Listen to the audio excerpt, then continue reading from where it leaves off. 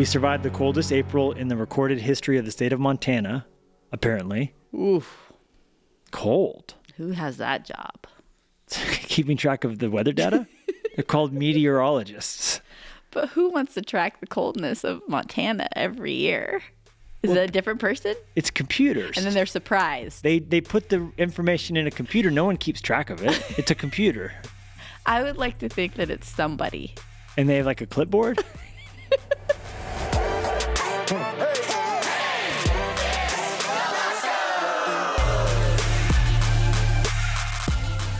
Well, welcome back to Hey, It's the Luskos. We are so glad that you're here with us today. Here we are, your hosts, the Luskos, Jennie and Levi. Yeah. And it's May 19th. That's today's episode. This is episode number 83. We are approaching the end of the month of May, which is exhilarating in its own way. Exhilarating. In its own way. Well, gosh, it's a great month to be alive. And Jennie, how are you doing? Great. Yeah, you look tan, you look nice, you look strong. Thank you. Honestly. We're filming this, recording this for those of you listening, in the month of April. It's kind of out of order. We shoot these sometimes when we have the space and time, and of course with guests and stuff. Today we have a very special episode. Let me just get that cat out of the bag right away. It's a fan favorite. It's a Levi favorite as well. I don't know, how do you feel about him? Oh, did I hit it? What was it? Oh, okay. What was it? Oh, just the little button thing that I'm not supposed to... Your cough button? Yeah, I still don't really know how that works. So we installed cough buttons so we can step on them with our foot if we have to cough, so you don't hear us coughing on the microphone. But if I press on it... If you press and stay on. No, it's if you hold it in. Okay. And you have to do it quietly so everyone doesn't know you when you're coughing. You have to subtly do it. Do it really loud, everyone can hear it. Jennie's having a lot of fun with the cough button. Yes. It is nice, though. If I have to clear my throat, which I compulsively do, you won't hear it. Yeah. Okay. So, are you okay? I'm good. Settled?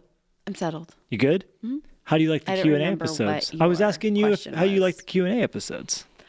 I like the Q&A episodes because it's just fun to answer questions. I like answering questions. I feel like it takes the pressure off because it's just like, oh, it's all on you, and then we'll see what comes out. Wow. Okay. I like it too because it's so fun to ride the bull of not knowing what you're going to get, because we never listen to the questions ahead of time. Yeah. We just have people listen to them to make sure there's not vulgarities. Can you imagine if we just got vulgarities, like a stream of profanities coming into our Q&A line? Golly. We did get a really nice one, I was told, though, from someone who's in the cast of The Lion King, and they just sent a really nice message. There wasn't a question, so I guess it's not in here, but it was a nice one. It was very kind and encouraging. So. Encouraging. So anyhow, we're going to get into the Q&A episode in just a minute where we answer your questions or do the best we can. There's no guarantees. We'll say stuff. Hopefully it will answer somewhat of the question, but... There's no USDA certification that guarantees these are the correct answers. They're just our versions of the answer. But then I did want to say, because we're recording this in April, and this technically is the first episode we've recorded in a while, because we've recorded a bunch of the May episodes already. This one is the first one since our spring break. Right. It's just, we're refreshed. Kind of a time warp. So here we are, refreshed. Yeah. You're getting us right now. You're listening to us on May 19th as fresh. So May 19th, we may not be refreshed. No, but right now we are right now. But we are, because we're on May 19th. Yes. Now. But we got refreshed on a spring break. We took a little break from preaching and from recording the podcast, and we did some things. I grew a mustache. You did. That was fun. You came out of the bathroom, and Clover saw it first, and she said, "Mom, Dad did something to his face." And it looks bad. It looks bad. That's what she said. That was how she and her 10-year-old brain interpreted mustache. Okay, but I actually like your mustache, and I like it when you have it. Right now, you're the same everywhere, and it's gone. It's gone. Look, it was a spring break, and then it ended up staying. Every dad comes out of the bathroom having shaved a mustache. It's a requisite dad moment.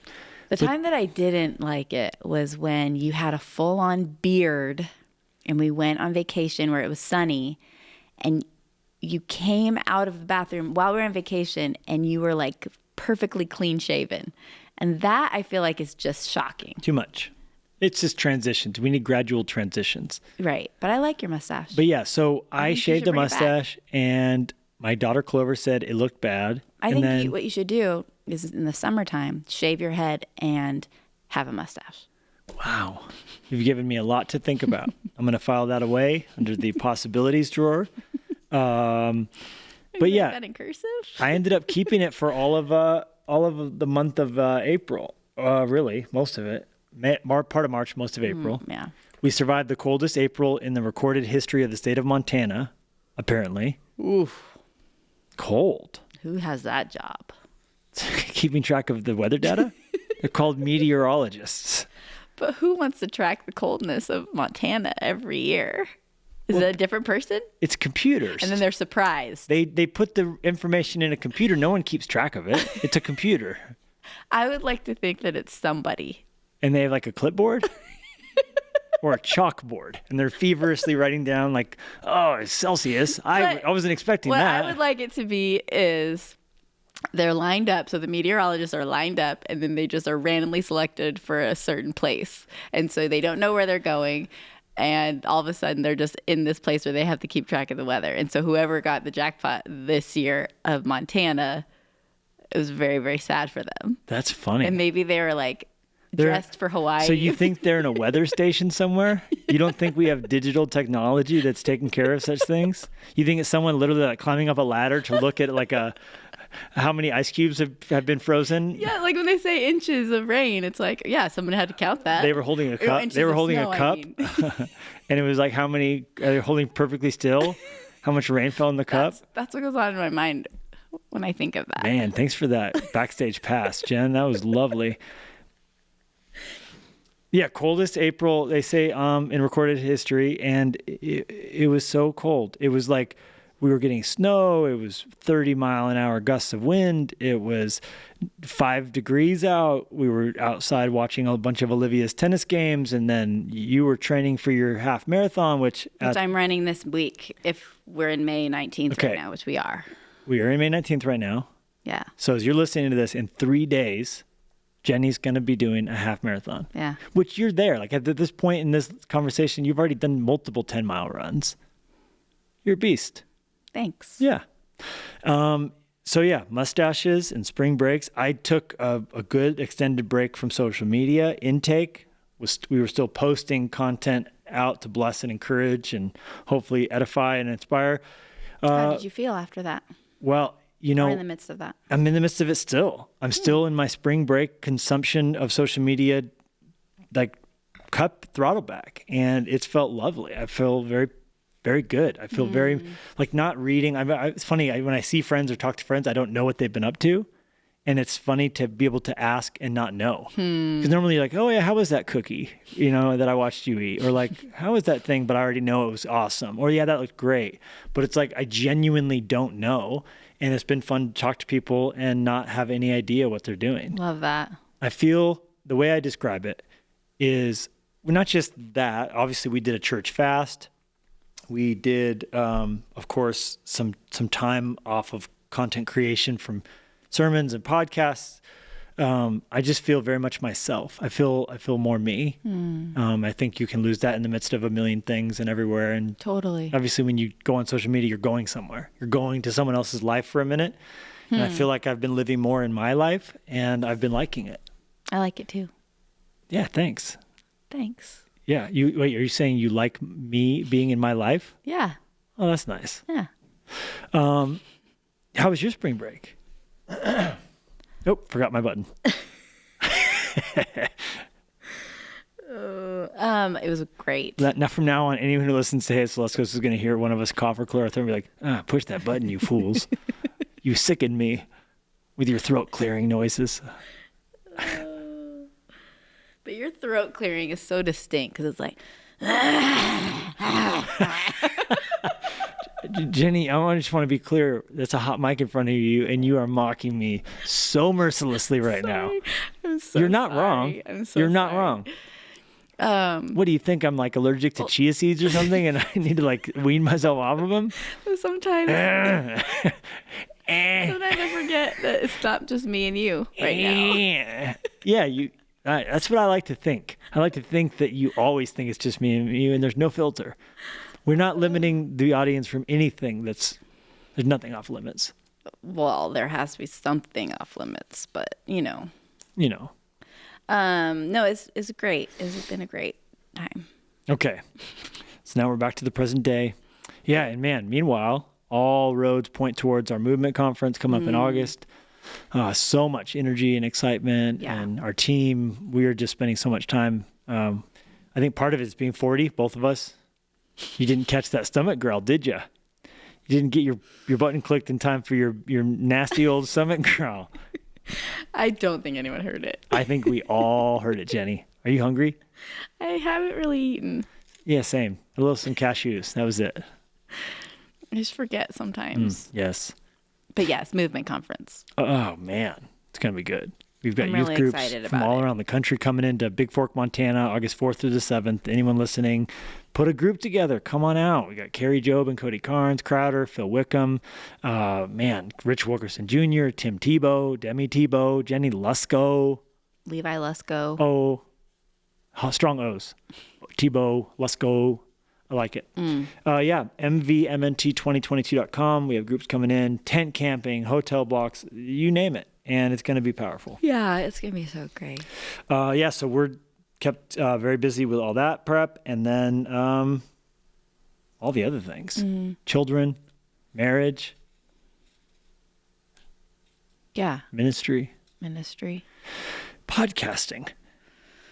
We haven't been busy doing that. No, we haven't. But today we have. Now we are super energized. On May 19th, we are. Yeah, and then we got some very exciting set changes we're going to be doing in the summer, and then coming back in August with a whole new Hayes Luskos.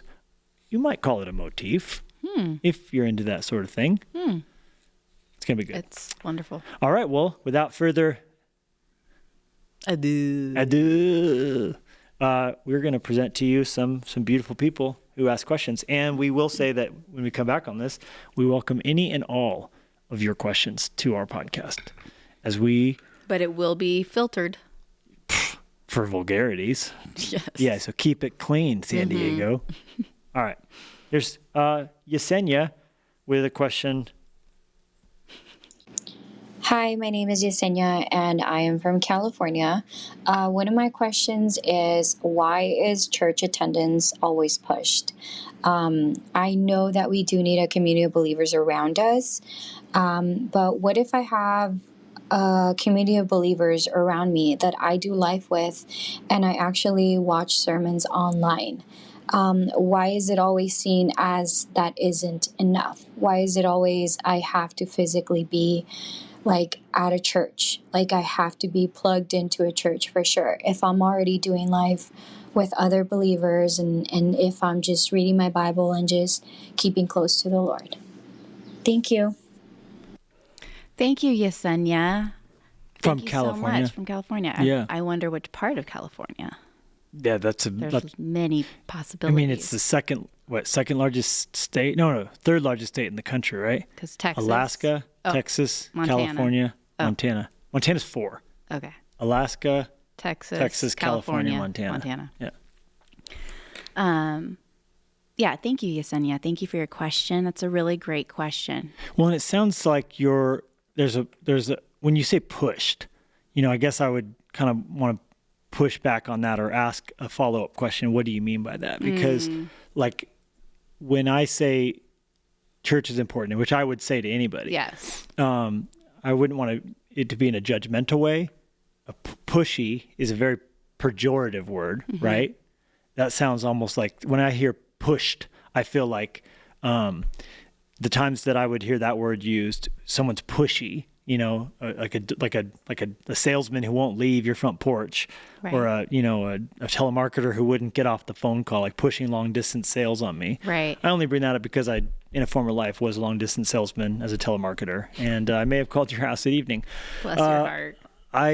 But even how you mentioned, you have to. Yeah. Being pushed or feeling like. So I don't think that the conversation about anything regarding spiritual matters should be pushy in that way. So I think vision around it is good. So my answer would be like, why me personally? Why do have benefited personally? And I'll use examples from when I wasn't on a paid church staff, because I feel like you do have to also realize, like, I'm trying to realize anything I say, of course, people are, well, you have to say that. You want people there to hear you preach. And I do, of course. But when I was in youth group, in gatherings, I did have friends who were Christians. I did have sermons I would listen to. Or back then it was tapes I would listen to of sermons and all that. But to me, the benefit that came from that assembly together in Jesus' name, united together, was very unique. And that really did very powerfully change my life in the way that when you come together in Jesus' name with another gathering, like in that book of Acts, you see small groups, homes to homes, and then you see larger groups in the temple courtyard area. Yeah. Thousands of people, big gatherings, big worship. And in Jesus' name, he's present there in the midst in a unique way. There's something about that assembly. There's something about that. Now, having said that, I don't think that God is unable to do that when you talk about a digital component to it. So for example, when we gather on a Sunday and we have our churches linked up, and we also have people who have logged in live, they are there assembling together with others, chatting with each other, encouraging each other in small groups in that way. So I'm not saying that God can't work through those means. I'm just saying it's not the same to just listen to a message. That's different than being under the preaching of God's word, planted in a local assembly, or digitally attached to a church culture. Yeah. A pastor who's you're known to, that kind of thing. And that's why for us, we strive to keep people from just being audience members. Yeah. You can listen to a podcast, you can listen to a worship record. That's different than being a part of something. When you're giving, when you're known, when you're able to serve. And we have people from different parts of the country who are serving literally in our church, giving in our church, under accountable, not just turning to a different YouTube message when the conviction sets in and, or the novelty wears off. I think there's something different from being planted in the house of the Lord than being a potted plant, wheeled to the sunniest windowsill as every, season strikes your fancy. I do think there's something very different to that. Right. So I wouldn't push that to you, but I would point you towards the positive values of that. Yeah. And I think when you're, again, God can call you to move and to be a part of a different church. But I think when you're planted somewhere and you put roots down somewhere, you're going to hear not just a couple messages you really like, And I think you're going to hear in a year different things taught, different parts of the Bible taught, different things covered. And I think there's something very different that comes from that than just, hey, what do I want to pull up today? Andy Stanley today. Do I want to hear a little bit of, I feel like felt need. I'm going to pull up some Dave Ramsey, or I'm going to pull up some, Lisa Turkers. There's nothing wrong with that at all. But I think when that's church, I don't think that's what the New Testament points us to as being a part of a family. Right. Well, I think of, I think it's Hebrews. So the writer of Hebrews saying, don't forsake the gathering of believers, as is the manner of some. So I think that it can be easy when things get hard. Because, in every church, there's going to be hard things that happen. Across the board, there's hard things that could happen. But there's power in loyalty and showing up, in knowing that you're not just attending a church, but you're a part of a church. Like when we run into people around town, and some people will say, "Oh, we love your church," and we won't say, "Oh, it's our church." Like, you don't say your church, it's our church. But like our heart is to have that conversation of like, "Oh, I wonder, like, are you a part of a group? Are you serving?" Because it's our church. It's not just, it's our church collectively, not just my church. And so I think that there's something that happens when we are obviously we're collectively part of the body of Christ, capital C church, as it has been called. But to be a part of a local church where you're known, like Levi, we were saying, like, where you're known and you're seen and you serve and you see your gifts part of the big picture of what the church is, and seeing that your generosity and tithing swirled around with everyone else's generosity creates a beautiful pathway to be able to serve people in other countries and provide way more than we could just on our own. Yeah. But for me personally, my life was changed in the church, and I couldn't get enough of it. Like I was serving in youth group, I was serving cleaning, I was serving in any way that I could because I just loved it so much. And to find a place where you belong, where what you give and contribute makes a difference and matters, like there's nothing quite like that. And to get your feelings hurt. That is so important.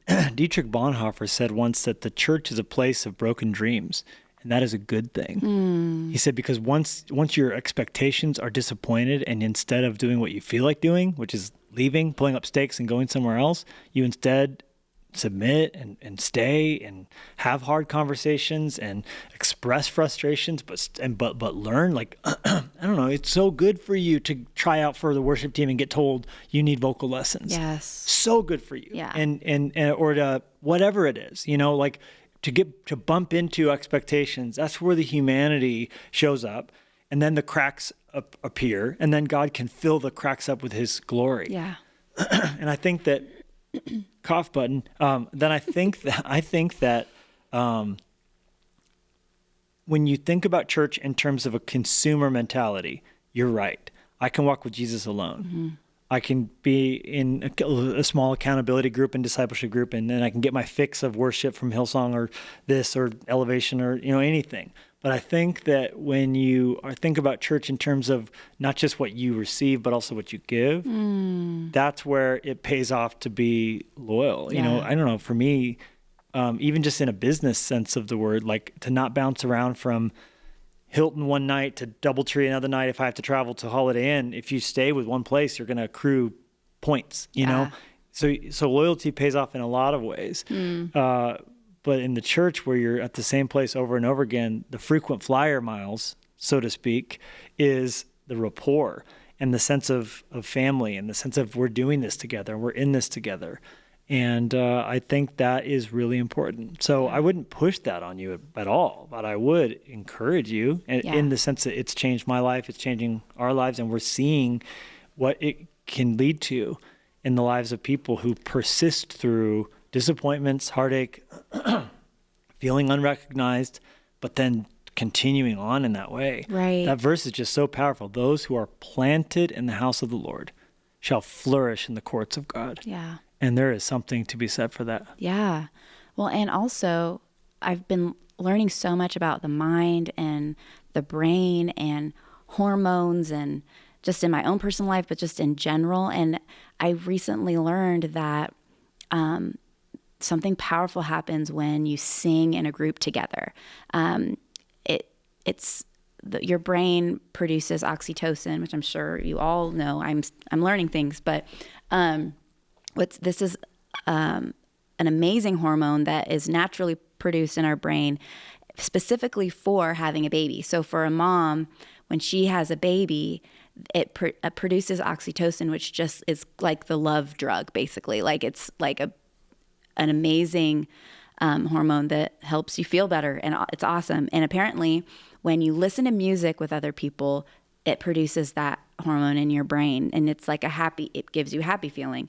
But something that even more so, when you're singing in a room with other people, that's even more powerful, like production of that. Anyways, I just think like even just for us to gather with the church, worship together, sing together, there isn't anything quite like it. Like I will watch church online if my kids are sick or if I'm sick or whatever, and it's great. And if I can do that, that's awesome.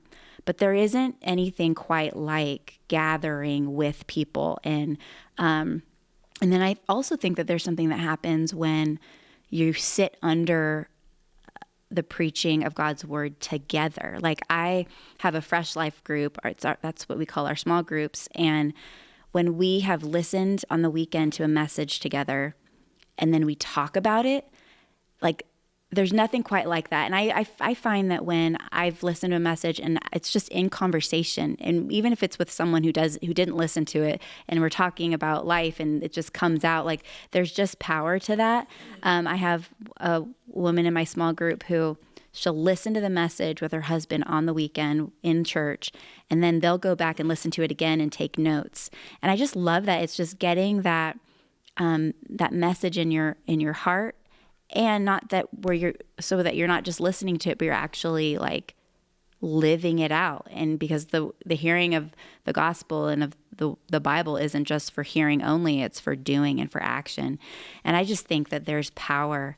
And I think it wouldn't just be, I wouldn't just say, hey, you need to do this, you need to do this, you need to do this, and be a part of church. Not from some legalistic perspective. No, it's like, it's like there's something for you that you're missing out on if you don't. Like, and it's not a judgmental place. It's more like, I can't believe, like, when we get to do this together, it's beautiful and it's amazing. And yes, it goes wrong sometimes because we're imperfect people and we mess up, but it's beautiful. Yeah. And it's funny, you know, I feel like I see even as our country, you know, becomes more secular, the craving of those things that the church provides, because you realize you're missing them if you don't have them. Yeah.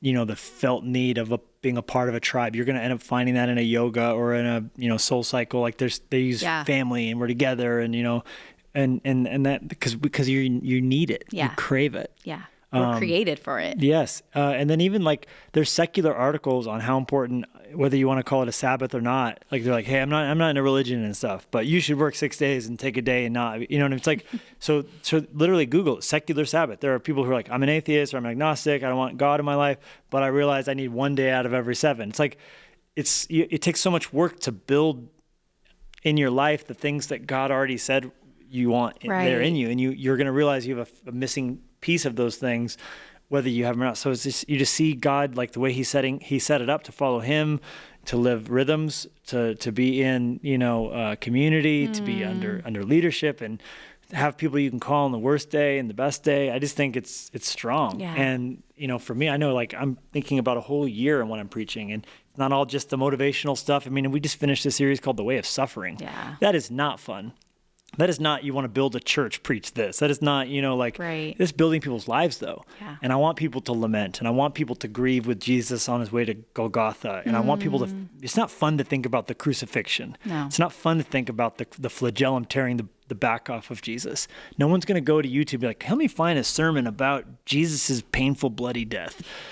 But I hope in a year of people trusting that the leadership is praying through and thinking through what to communicate and what parts of the Bible, you know. So we're working on this series for the fall and I just don't think if you're just kind of, hey, what do you guys feel like listening to this week? It's going to come the same if you're not sitting under a pulpit and the where there's prayer and care and oversight going into all that. Yeah.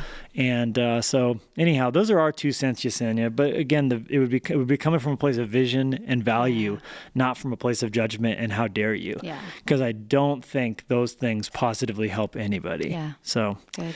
well, if you don't have a church family, we welcome you in to be a part of ours. Yes. All right. Maddie Rowe or Rowe. We're going to find out. What do you think, Rowe or Rowe? Rowe. It's R-O-W-E. Don't know. Okay, let's find out.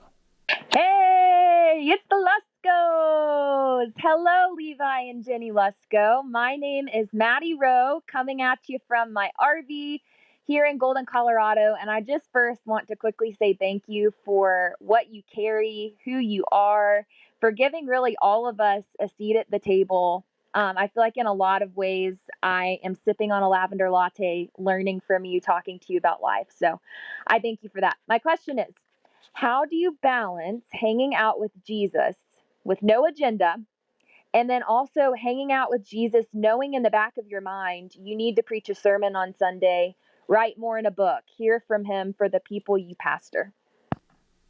Okay, well, I nailed it on Rowe, right? Or did you say Rowe? You said Rowe. I said Rowe. I said Rowe. I don't know. We'll have to go back, play it back. She's Maddie Rowe from Golden, Colorado, in her RV drinking So a lavender sweet latte. and happy, And she's saying, hey, it's the Luskos, which is my favorite on Q&A episodes. Lavender latte. So pro tip, either you sing our version or you make up your own, because that's my favorite. Remember when Torrin Wells yes. made up like 3 different Yeah. versions of Hey, it's the Luskos extemporaneously? Probably Bring those back. in. Yeah, it's funny. What a question. Wow. I'll let you give your answer in a second, but let me give mine. Please. I would say it's hard. And I think I've heard different people be like, you should have a quiet time that's not sermon prep. And yet, and I think that's probably a good rule, but let me also say it nicer. nicer. Nicer.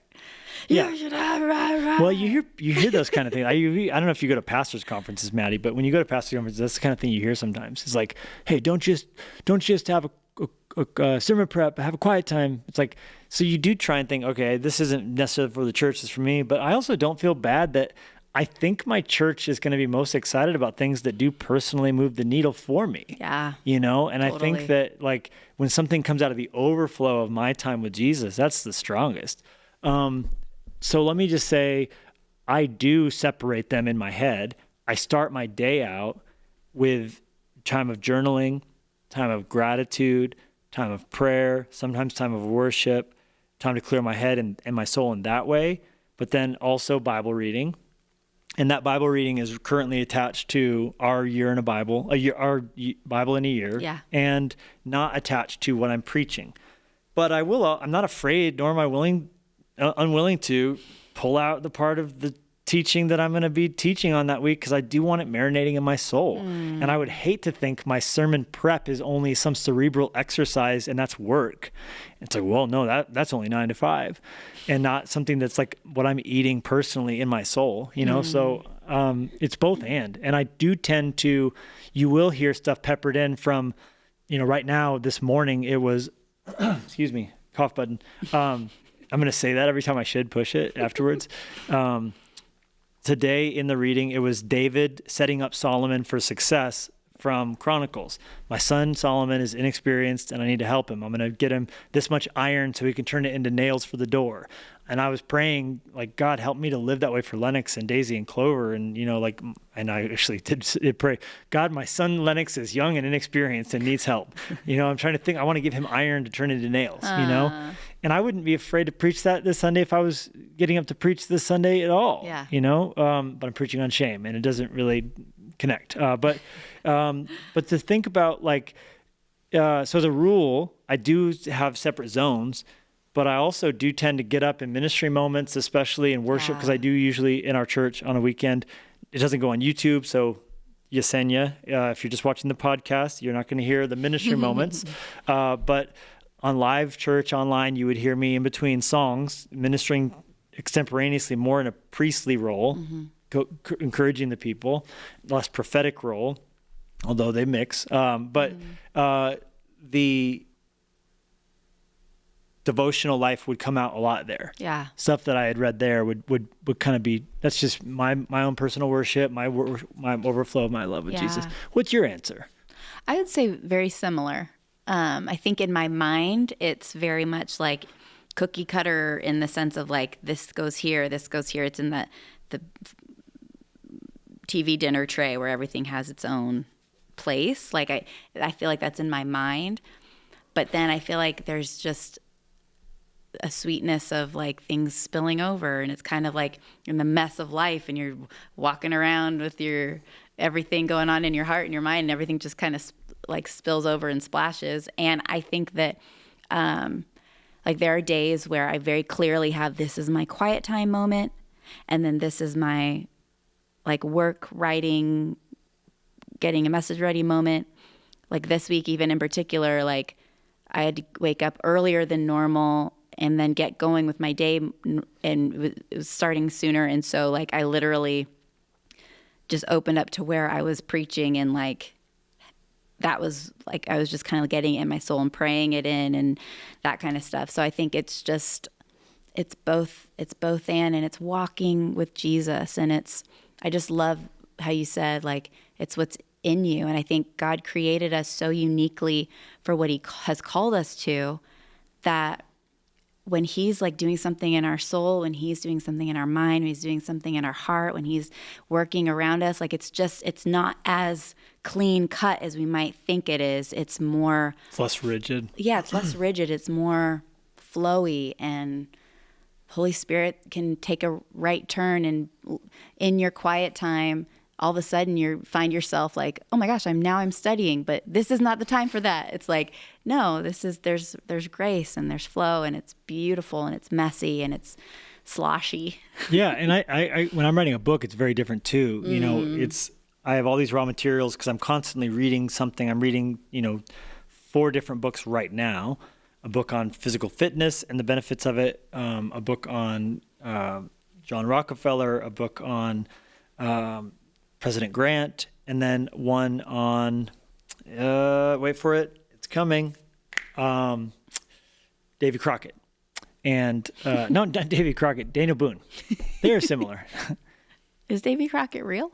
Yes. Is he a real person? I don't know.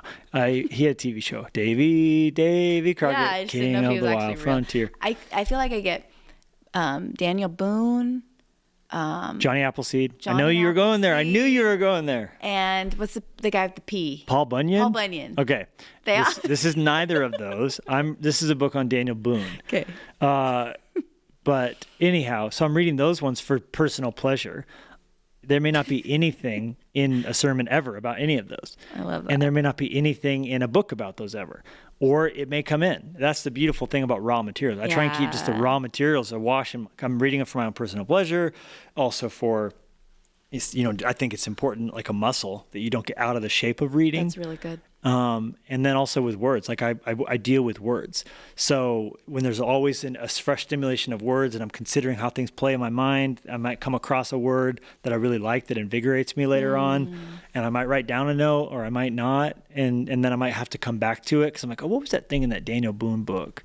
And then I'm like, yeah, that would be sick. And like, how do you find it? I have the hardest time finding the things that I like. I have a system for it. You do have a good system. But it's not perfect, but it's a system. Yep. And it's not without its frustrating moments. Right. Where I didn't perfectly write it down. So then a year later, I'm trying to attribute a quotation that I randomly recalled in perfect detail with every detail except who it's from or whatever. And it's like, where is it from? And my publishing team's like, you have to find this or it's getting pulled from the book. And I'm like, I'm sitting there on my Evernote, going through my physical books, trying to rake my brain across the hot coals. Can you not do that? Yeah, I can not do it, but I won't. That sounds so painful. It's what my mind deserves, okay? Sometimes I have to give it punishment. Hey, there's No shame. nothing to be ashamed of. Nothing to be ashamed of. I live in a perpetual state of shame. No, I'm saying if I don't catch myself. I just want to plug, if you're listening today and you haven't heard Levi's 2 messages on shame, you need to, because it's wonderful and helpful and life-changing. One of them's called Thank You, Nothing to Be Ashamed of, and I had a mustache. The second one is called Don't Let Shame Hold You Back. Yeah. Trying to apply that right now. Thank you, Maddie. Enjoy that latte. Hey, Lusko family. My name is Micah. I am from Lynchburg, Virginia.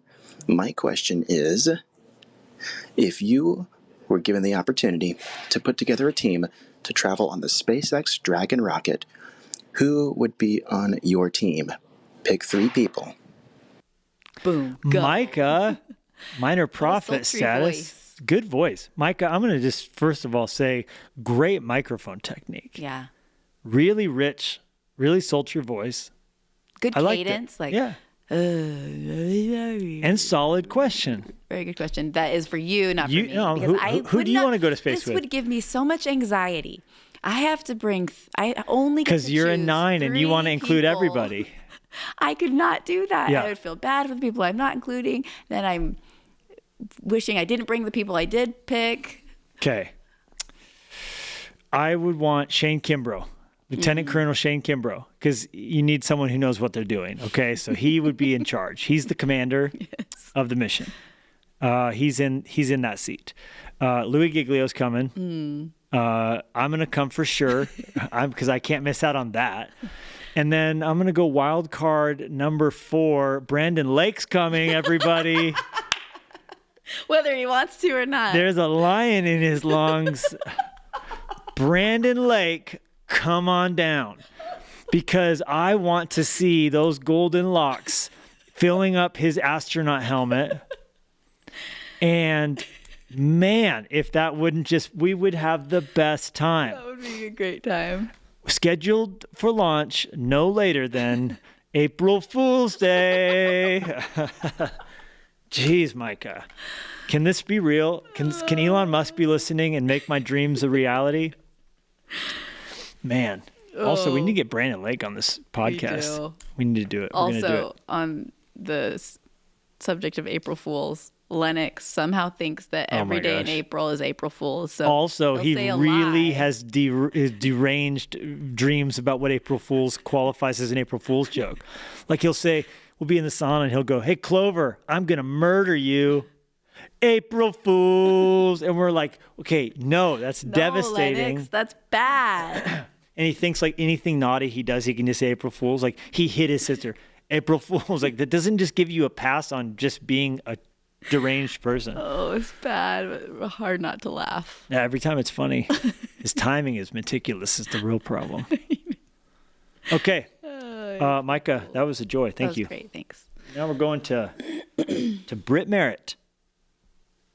Hey, it's the Luskos. Britt over here, all the way from Boston. I hope that you're all ears. Hey, Levi and Jennie, I hope you all had a phenomenal Easter, and I'm just here to ask you a quick question if that's all right. So I was curious if you have any practical advice for somebody who might be slipping back into old patterns and just needing to rejuvenate and fall back in line with the calling that Jesus has for them. Thank you so much for listening, and I can't wait to hear what y'all have to say. Thanks. Bye. Britt, come on. That was amazing. Yeah, I mean, thank you for blessing us with your beautiful voice. Level 10. Your song. Wonderful. And Boston. Yeah. We were just talking about Boston. How much I want to go back to Boston and want to bring you to Boston because you've never been. I want to come, yeah. Yeah, so good. What a question. Wow. To ask that question shows such a beautiful heart. Yeah. You know, to realize, to sense it. You know, there's this verse in Hebrews that says to take care of your progress, lest at any time you should let them slip. You know, consider and always be aware, lest at any time you should let them slip. I love that verse. I love the idea of guarding your progress. You know, it's such a funny thing.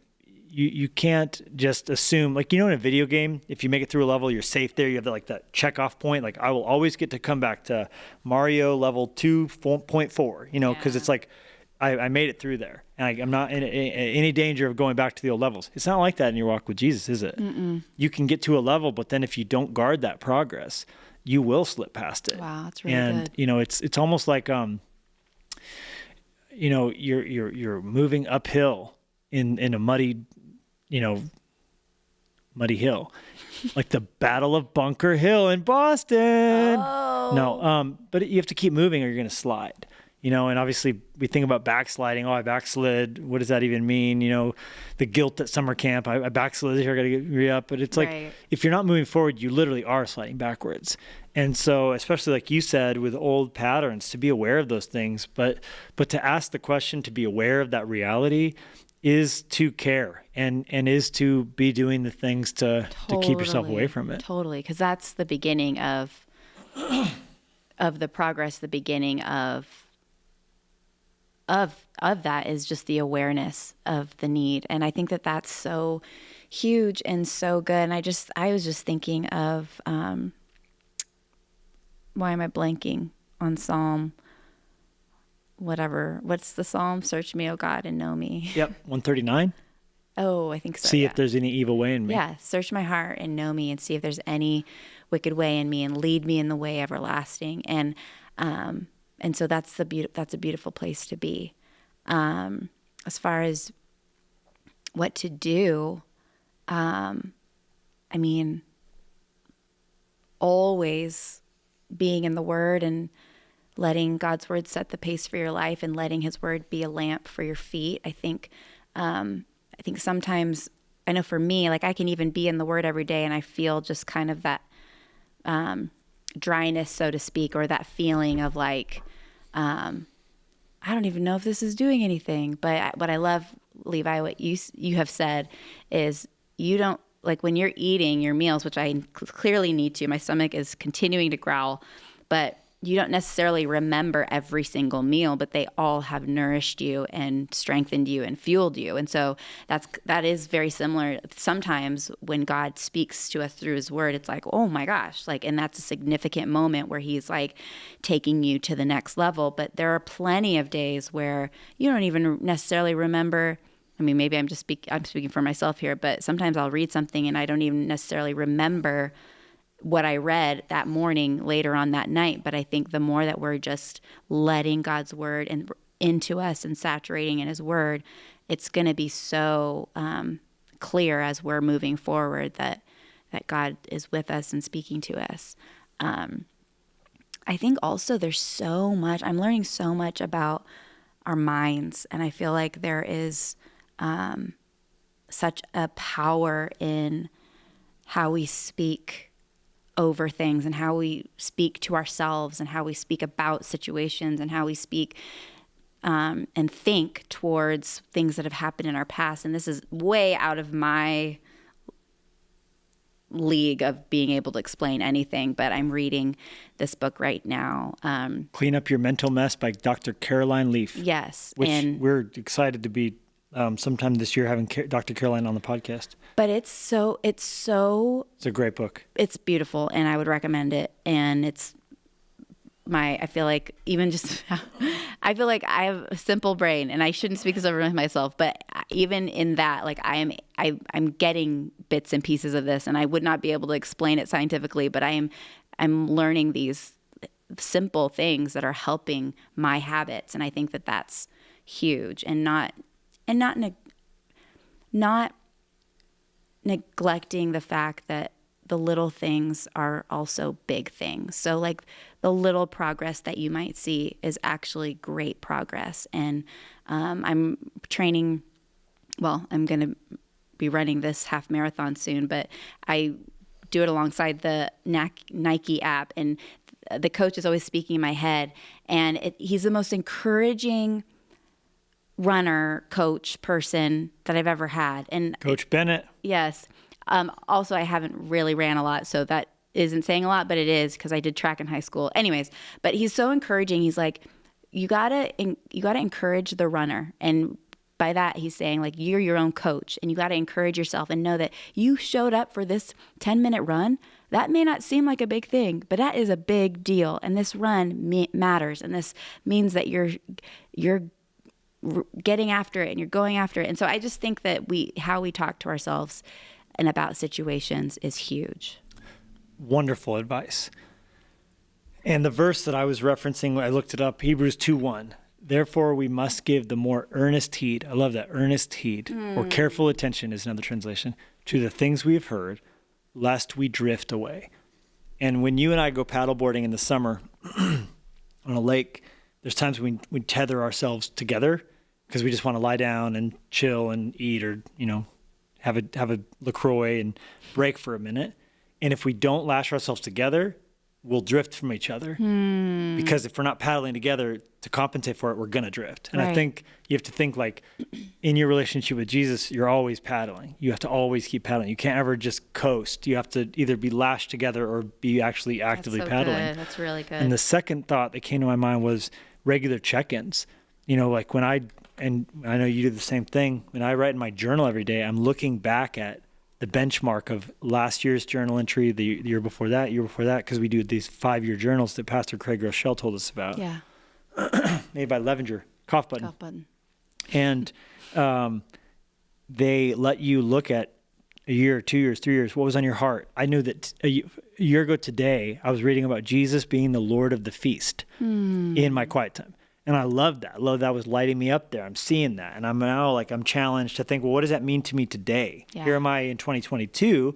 Jesus is still the Lord of the feast. So what are the areas of my life that I'm not letting him have access to? If he's the Lord of the feast, then he should be dictating how I approach all of life as a wedding feast, part of the kingdom, right? So I'm just thinking through those sorts of things.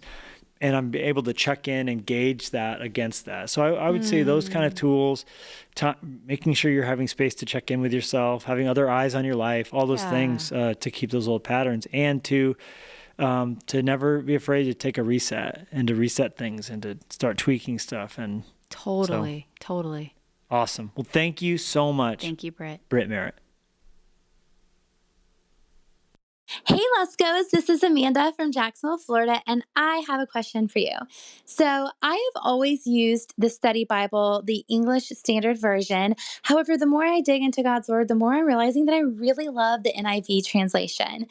But now there's so many options out there that I'm on the search for an NIV study Bible. And I just wanted to know if you had any recommendations. I'd also love to know what translation you're using, what your favorite Bible is. So yeah, thanks so much, guys. Bye.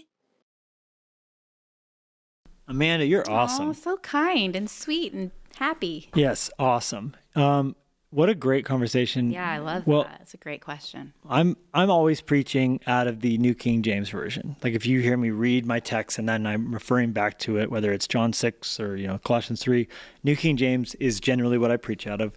And that's partially just because I have so many verses memorized out of the New King James that even though I love the NIV and I do love the ESV, I tend to, even on the fly, change things. So even though I said careful attention a minute ago from Hebrews 2, my brain was like, finally, it received happiness hormones or whatever Jennie was talking about, the oxytocin. I got an oxytocin hit when I finally remembered, oh yeah, earnest heat is how I like it. I got my love drug, my cuddle drug on. My oxytocin boost came because I was like, yes, the New King James is earnest heat. It's not careful attention, it's earnest heat. Earnest heat. Ernest goes to camp. But word for word is what the ESV, the NIV, the New King James are all, NASB as well are all translated, where they take the Greek word and they actually translate that word for word. So you're not just getting thought for thought or dynamic equivalence, which would be like a New Living Translation, which is where they're taking the essence of the whole sentence and not necessarily making sure they find the closest matched.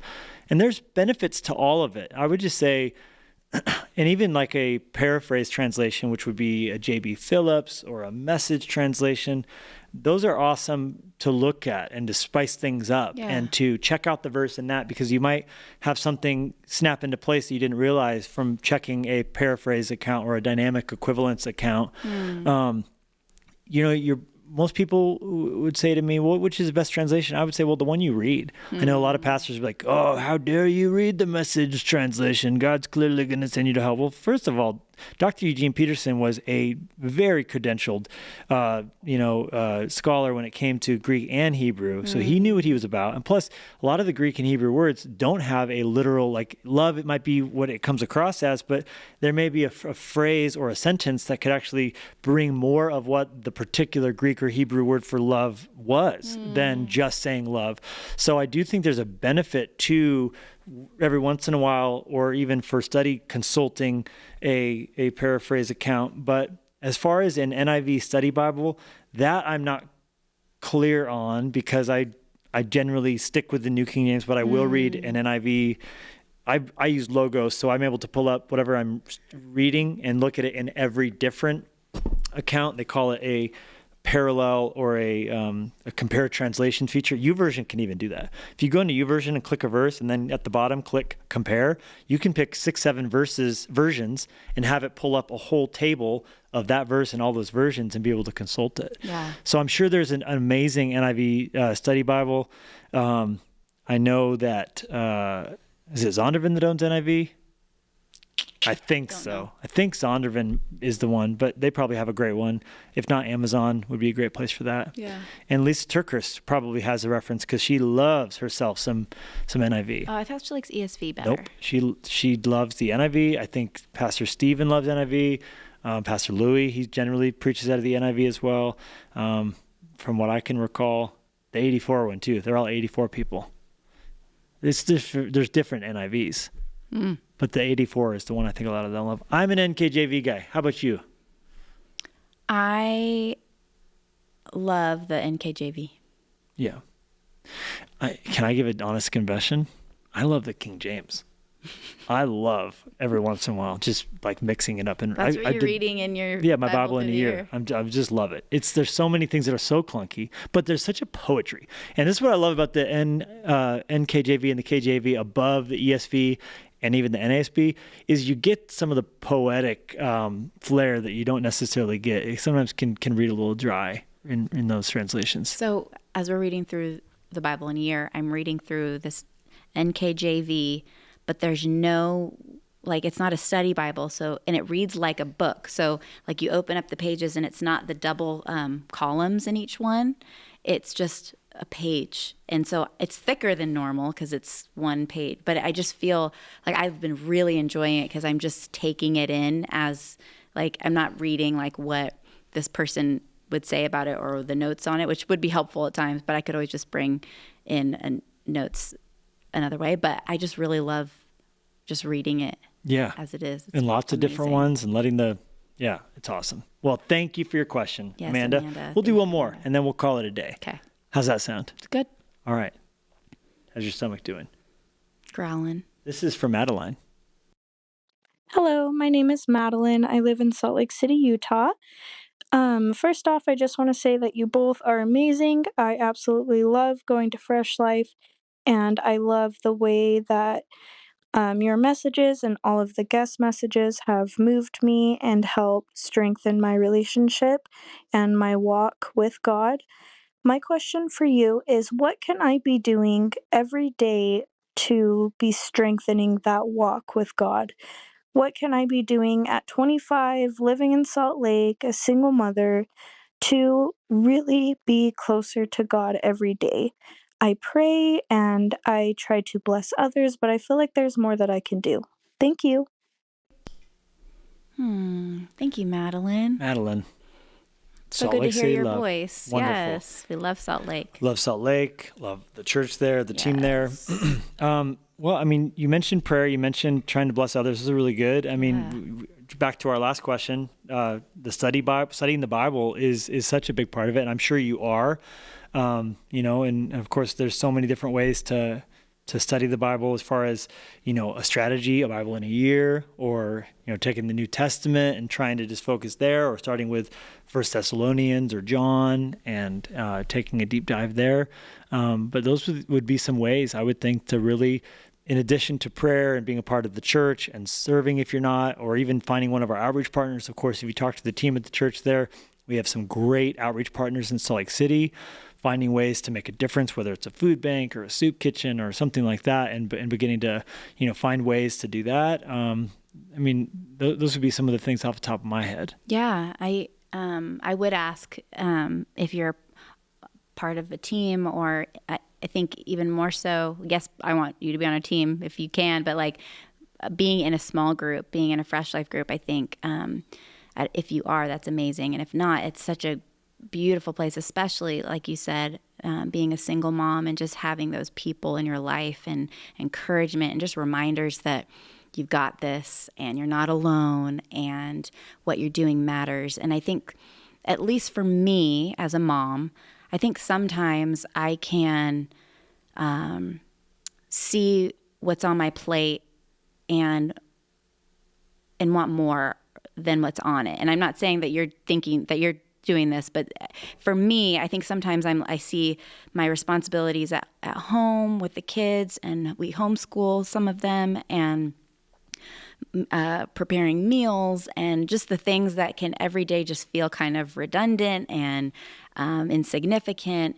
And I think I don't know if you feel this way, but I do just want to encourage you to know that you are making a difference in the little daily things, and it may not be what someone else is doing or reaching out and working at serving an outreach partner and what other people do, but also just having, maybe even just asking God for fresh eyes and fresh vision for what He has called you to and what He's given you as being a single mom and being in the church and kind of, I think sometimes I know for me, I need just a refresh of like, oh gosh, like I get to do this, and Lord, infuse me with your strength and your power and your eyes and your compassion to see my marriage differently, my kids differently, my workspace differently. And I think sometimes that can even just help. It kind of breathes fresh life into what can kind of feel mundane. But what Levi said is so true. It's incorporating these little things in the everyday, and just operating in the fact that, and the reminder that you are first and foremost God's daughter, and he delights in you, and he loves you, and he has a plan for you in the little tiny things that may feel insignificant.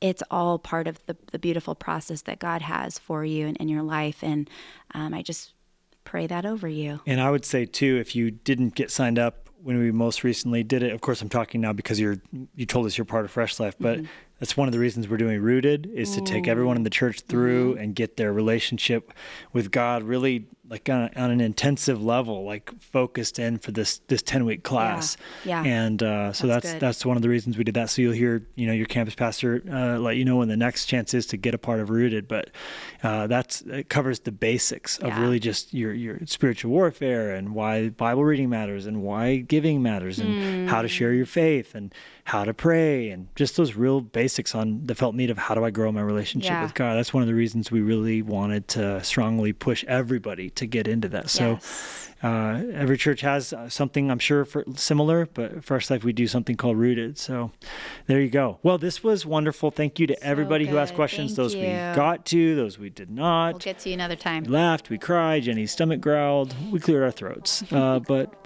did not use the talk button. I did a ton of times. You did? Oh, okay. Multiple times. Not every time. I'm just resting my foot next to the talk button. Hilarious. Memories were made. Things were done. And I got to look into your baby blues. Baby blues. All right, everybody. We will see you next week for another exciting episode of Hazel Luskos. Hey, we love you. Thank you for listening. Be warmed and be filled. Goodbye. Thank you so much for listening. And be sure to swing by levilusko.com to see what's going on in our world, and make sure to subscribe so you don't miss a single episode. In the meantime, we would love to connect with you on social media. Jennie and Levi Lusko, out.